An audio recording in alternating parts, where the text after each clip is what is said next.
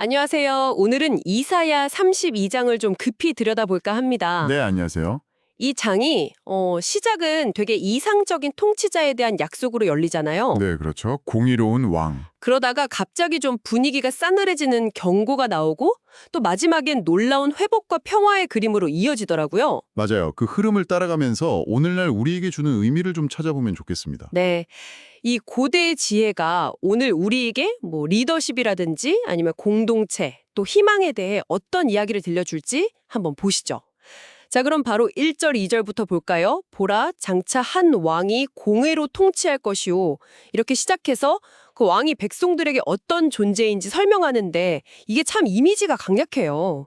그렇죠. 광풍을 피하는 곳, 폭우를 가리는 곳. 네, 그리고 마른 땅의 냇물 같을 것이며 곤비한 땅의 큰 바위 그늘 같으리니 저는 특히 이 큰 바위 그늘이라는 표현이 그 사막 기후를 생각하면 정말 와닿더라고요. 아, 정말 그렇죠. 그늘이 얼마나 절실하겠어요.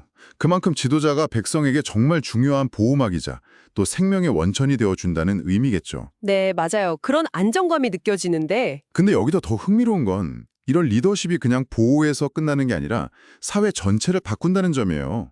3절, 4절을 보면 사람들이 영적으로나 지적으로 깨어나는 모습이 나오잖아요. 아, 네. 눈이 밝아지고 귀가 열리고. 그렇죠. 심지어 조급했던 마음은 지식을 깨닫고 약간 말이 어눌했던 혀는 분명하게 말하게 된다.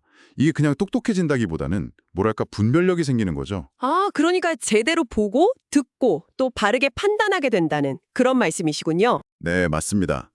그래서 그 결과로 5절부터 8절을 보면 사회적인 기준 자체가 달라져요.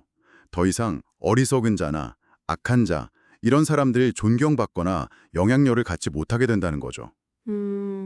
그러니까 누가 정말 고귀하고 선한 사람인지 또 누가 그렇지 않은지 명확해진다는 거네요. 바로 그거죠. 일종의 사회적 명료함이 회복되는 거예요. 결국 정의로운 리더십 아래서는 진실과 정의가 사회의 중요한 가치 기준이 된다는 겁니다. 와, 정말 이상적인 모습인데요. 근데 말씀하신 대로 9절부터 분위기가 확 달라져요. 네, 갑자기 좀 그렇죠. 네, 안일한 여인들아, 염려 없는 딸들아 이렇게 부르면서 현실에 그냥 안주하고 무관심한 사람들에게 경고를 던지죠. 약간 정신 차려 이런 느낌이에요. 맞아요.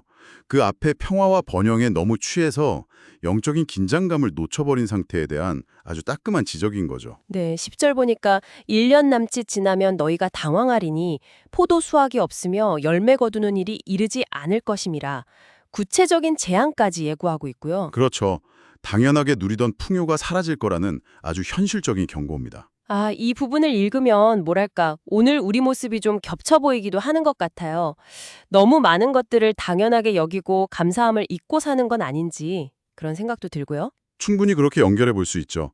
그리고 이 경고는 그냥 말로만 그치는 게 아니라 13절, 14절에서 아주 구체적인 황폐함의 이미지로 이어집니다. 아, 네. 땅에는 가시와 찔레가 나고. 네, 그리고 화려했던 궁궐이나 번화했던 성읍은 완전히 폐허가 되어서 들짐승들이나 사는 곳이 될 거라고 하죠. 공동체의 어떤 영적인 또 도덕적인 해이가 결국엔 삶의 터전 자체를 무너뜨릴 수 있다는 정말 강력한 메시지인 것 같아요. 무관심과 불의를 그냥 두면 어떤 결과가 오는지 보여주는 거네요. 네, 그렇죠. 자, 이렇게 좀 암울한 예언이 계속되다가 드디어 15절에서 빛이 보입니다. 마침내 위에서부터 영을 우리에게 부어주시리니 이 한 구절이 뭔가 모든 걸 뒤집는 열쇠 같아요. 정말 극적이에요. 네, 바로 그 지점입니다. 하나님의 영, 성령의 임재가 모든 변화의 시작이라는 거죠. 그리고 그 결과로 황무지가 아름다운 밭, 그러니까 갈멜처럼 되고 그 밭은 또 울창한 숲처럼 변한다고 해요. 와, 황무지가 숲처럼 된다는 거네요. 네, 그런데 이게 그냥 자연 환경이 좋아진다 뭐 이런 의미만 있는 건 아니에요. 아, 그래요? 더 깊은 의미가 있군요. 네, 16절과 17절을 보시면 그 핵심이 나와요. 그때에 정의가 광야에 거하고 공의가 아름다운 밭에 거하리니 공의의 열매는 화평이요 공의의 결과는 영원한 평안과 안전이라. 아, 정의와 공의. 그렇죠. 이 회복의 중심에는 바로 정의와 공의가 있다는 겁니다. 위로부터 오는 그 영적인 부흥이 결국 사회 전체에 정의로운 질서를 세우고 그 정의가 바로 진짜 평화와 안전을 가져온다는 거죠. 그러니까 성령의 임재와 사회 정의, 그리고 평화가 다 연결되어 있다는 말씀이시네요. 정확합니다.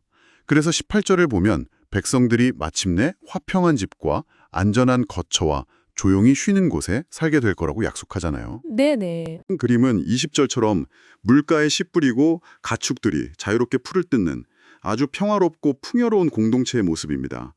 이건 정말 하나님의 개입을 통한 완전한 회복의 비전이죠. 자, 오늘 이렇게 이사야 32장을 통해서 이상적인 리더십에서 시작해서 또 안일함에 대한 경고를 거쳐 마침내 성령을 통한 정의로운 평화와 회복에 이르는 그런 깊은 여정을 함께 해봤습니다.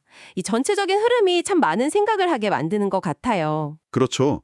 리더의 역할뿐 아니라 공동체 구성원 각자의 책임에 대해서도 돌아보게 되고요. 네, 그리고 아무리 어려운 상황 속에서도 결국에는 회복과 평화의 희망이 있다는 메시지가 또 큰 울림을 주는 것 같습니다. 맞습니다.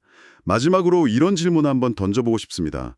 이 오래된 예언자가 그렸던 그 비전, 즉 위로부터 오는 영을 통해서 정의가 실현되고 그 결과로 참된 평화가 임하는 공동체의 모습이 오늘 우리가 살아가는 이 시대와 또 우리 각자의 삶 속에서는 어떤 의미와 가능성으로 다가오는지요. 아, 네, 정말 중요한 질문이네요. 네, 이 질문을 좀 마음에 품고 계속 생각해 보시면 어떨까 합니다.